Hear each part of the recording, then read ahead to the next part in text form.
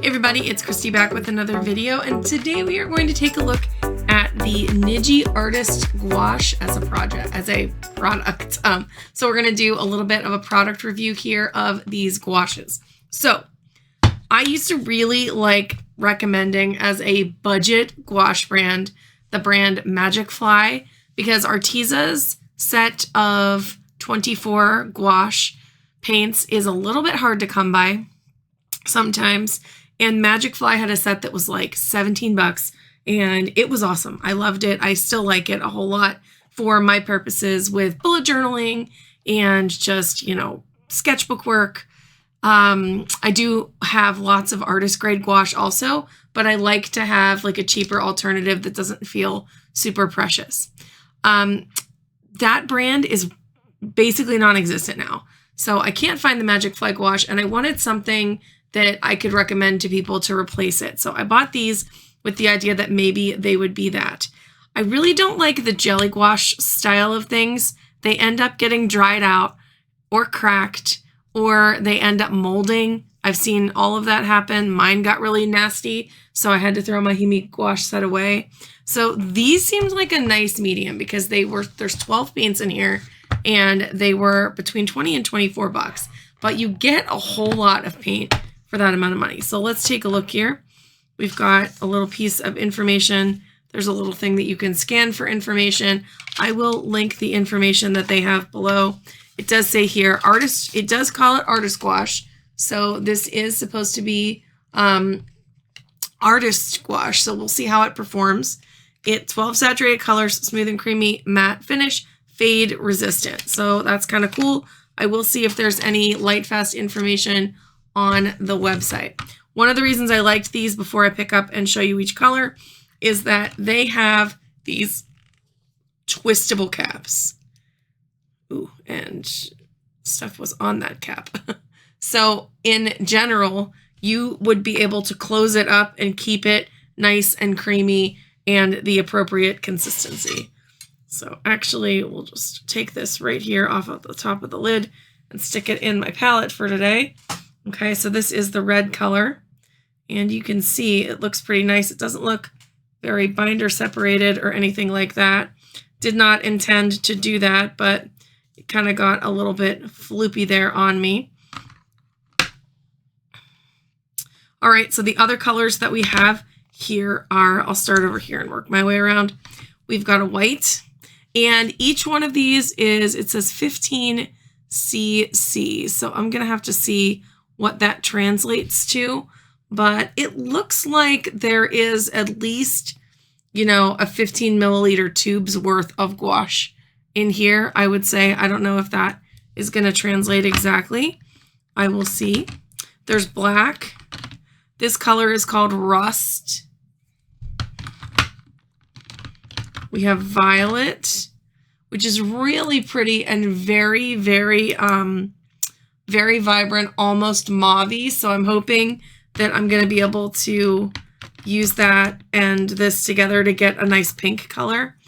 We've got ultramarine. Very excited that the primaries other than pink seem to be there. This color is called Blue Sky. You see the red, it's already in the palette. This is vermilion, which is almost a cadmium orange. It's a very, very orange leaning vermilion. We have lemon yellow. That's what I was going to say this is. We have chrome yellow. So almost like similar to maybe like a cadmium yellow or a Hansa yellow deep. And we have light green. Not sure about this color. I don't know that this is a necessary color. I would have preferred maybe a sap green, but I'm going to see if we can mix to something more neutral. And we have a darker green. So this is more like a, kind of looks like a, maybe a Viridian, but more like a hooker's green. So we have 12 colors here. And again, the thing I like about them is that I can pull them out with a palette knife and use them on a palette without having to actually open it up and have it be like the Jelly Gouache Cups. So that was kind of why I bought it. It also comes with this really nice carrying container, and the carrying container does have a little lid here so you could use them straight out of the tube as well. This container clips up nicely and seems like it holds up really well. I haven't really played with it too much, but my goal today is going to be to do some swatch testing and to do some color mixing. Sitting here with I'm going to use my Stillman and Byrne Beta Series book, which is my, general workhorse that I like to use for gouache. Here's some, that's not gouache, this is gouache. This is some of the Sarah Burns Craftimo gouache testing that I've done. So we're going to test on some white paper. We will do lots of stuff here, and I will come back after my tests and maybe after a piece of artwork and tell you where my head's at with all of this.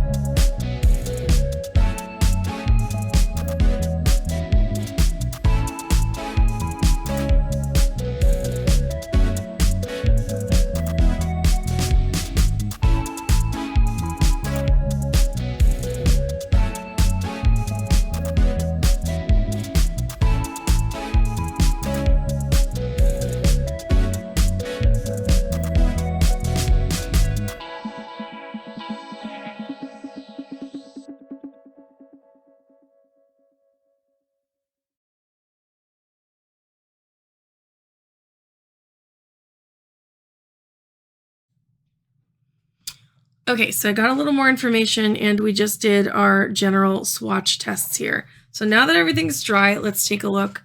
And these are decently opaque for a budget brand gouache. I also want to point out that I went on Blick and Amazon, and these are like $18, $19 right now as of May 20th, 2024. So these are very comparable in price to the Jelly Gouache in comparison. And I do think that they are like comparable, and I will talk at the end about if I think they're better or not. So what I did here was just basic swatches, watered down the swatches, mass tone stripes over black so that you can see whether or not the opacity is there. I did go back over not the white stripe, but the white itself, because I kind of got a weird consistency from my brush the first time. I can do another white test here in a minute and we'll see if it's any better. Let's do that again. So I'm going to just put, This is my Zig Writer for Vellum. I like it because it is truly and completely opaque. We'll make a nice big line there, and it doesn't move underwater.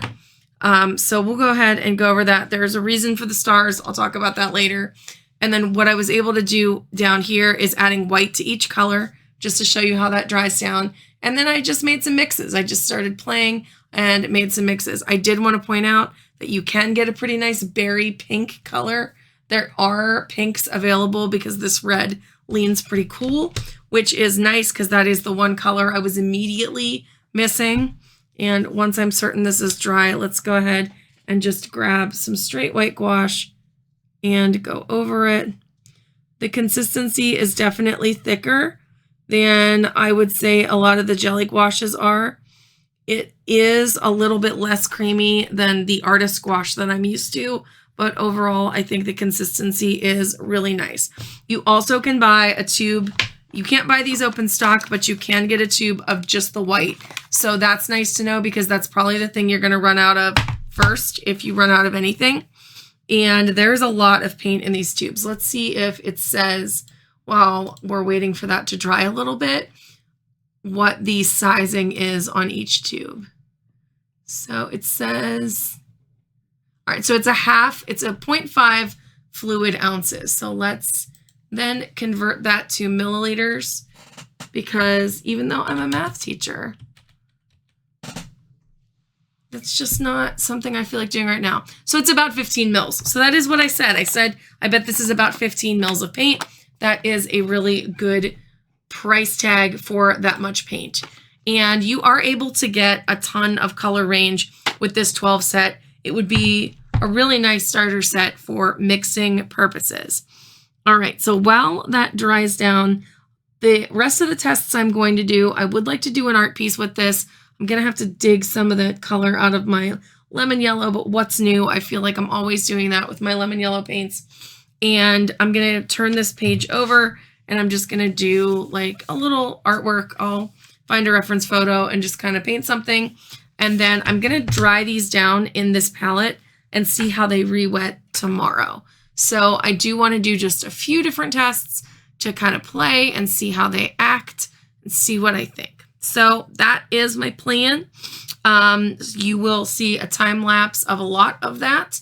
And then I will come back and kind of give you my final recommendations about these paints.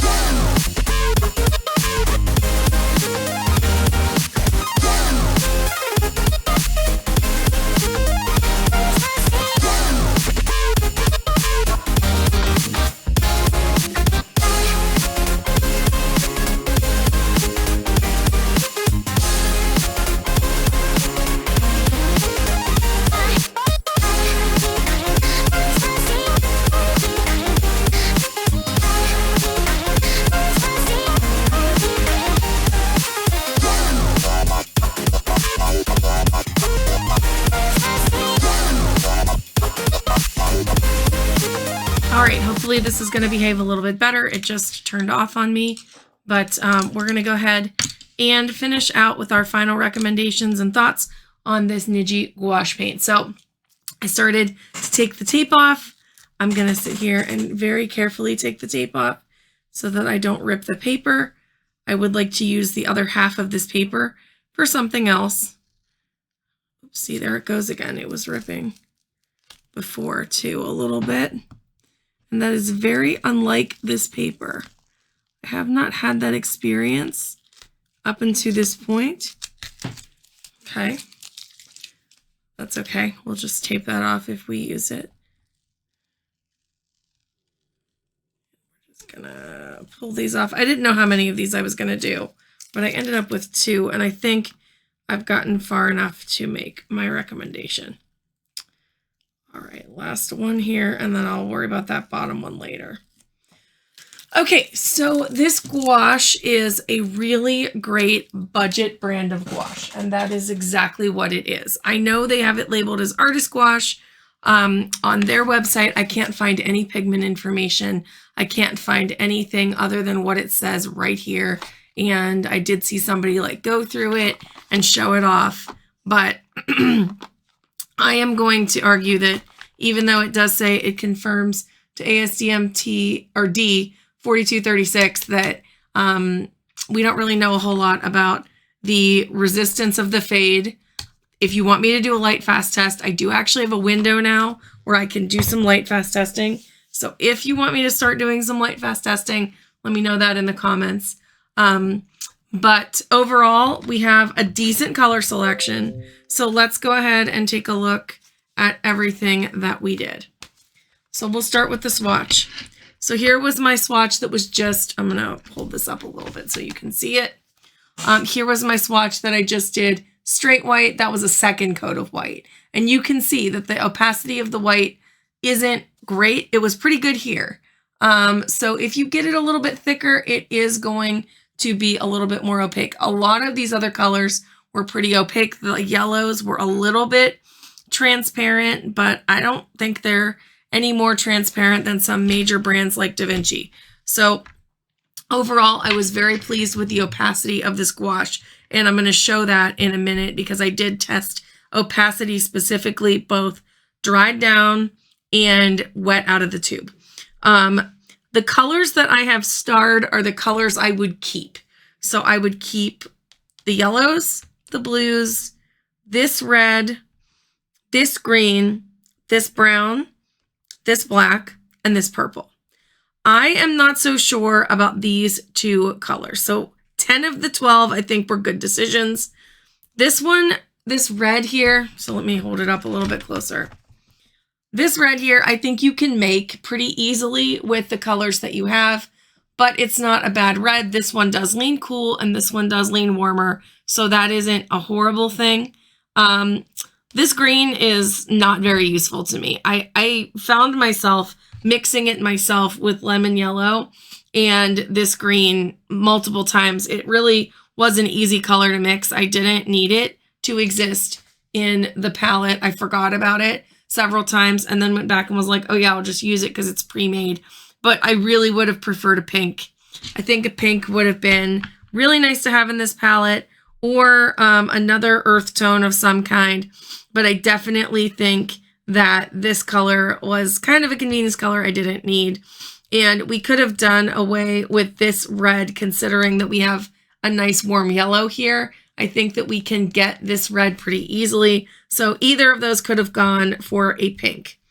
But overall, I was still able to mix some pretty nice pinks, so it wasn't that big of a deal. All right, next thing I'm going to talk about is working with it wet. So working with it wet was awesome. I lost the footage of filming this because that was my energy yesterday, but it did turn out really cute. Look at how nice that is. I was able to layer.